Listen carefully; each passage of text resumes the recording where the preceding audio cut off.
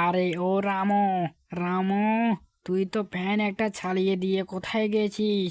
তোর ফ্যানের তলে আমি বাতাস খেতে চলে এসেছি। তোর এই ফ্যানটা কত দিয়ে কিনেছিস? আমাকে একটু বল না রে রামু।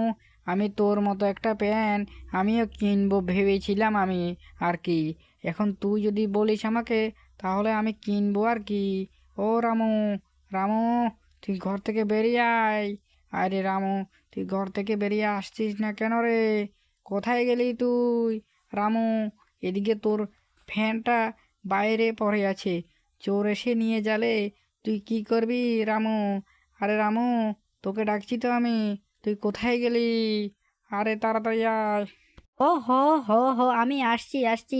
আরে কি হয়েছে? এত চেঁচাচ্ছ কেন?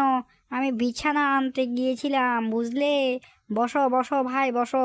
আমি একটা ফ্যান কিনে নিয়ে এসেছি, দেখো আমার ফ্যানটা কত সুন্দর, কত সুন্দর করে ঘুরে। এ ফ্যান আর বাতাস খাতে আমার কাছে অনেক মজা লাগে। আরে রামু, তুই কোথায় চলে গেলি?